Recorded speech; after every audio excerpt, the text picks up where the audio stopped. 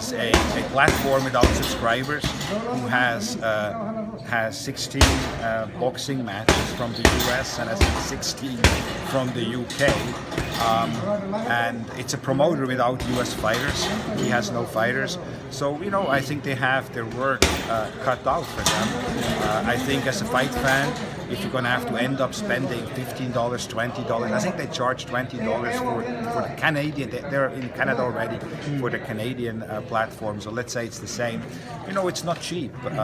It's not cheap, and the fights have to be meaningful to the US audience for people to come out of pocket with $20. But hey, look, if it's better for the sport and the result is more great fights, why not?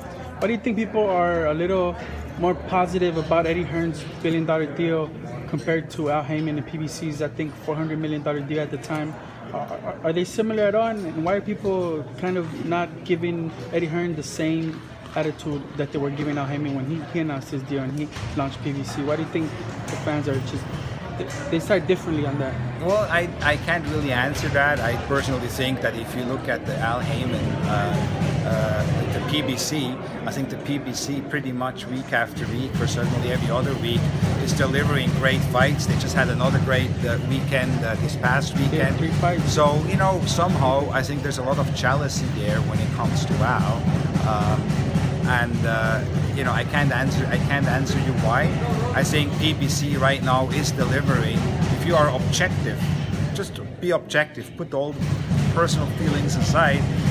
PBC does deliver on a consistent basis the best fights. There is no question about it. It's a fact. They have the deepest stable as well of fighters, and you see the best fighting the best. It's another perfect example here with Leo Santa Cruz and Abner Maris. And Charlo on the undercard against Trout. You know, these are not like gimme fights. These are 50-50 fights, and this is what people wanna. This is what people wanna see. And the PBC delivers weekend after weekend, and we'll see. You know, we'll see what Eddie Hearn is going to be able to deliver. Because, as I said, right now he has no fighters, and if he does fight one guy, then what? Yeah. So you can't just sign one guy or two guys. You need to sign a bunch of guys.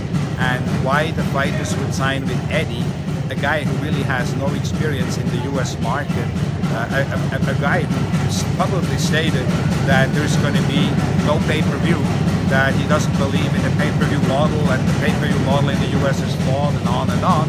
Why would a young fighter, or in this particular case, like fighters in names like Deontay Wilder, Mikey Garcia, the Charlos, you know, and others, Errol Spence, why would these fighters who are on the cusp of becoming pay-per-view stars, why would they sign on with a platform where there is no pay-per-view, where basically their earnings potential is capped? And you know, I mean, Eddie says, well, you know, if there's $1 million plus pay-per-view, we understand we might lose that fight to a pay-per-view. Nobody, no Pacquiao, no Floyd, no Oscar, no nobody has, no Canelo has started with $1 million pay-per-view. That just shows you the lack of understanding Eddie Hearn has as it relates to the pay-per-view business here in the United States.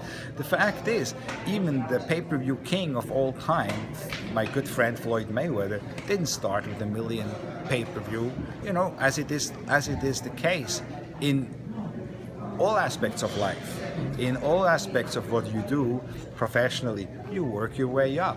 The same holds true for pay-per-view attraction. You start with 100 and maybe 200 and maybe 300 and you work your way up.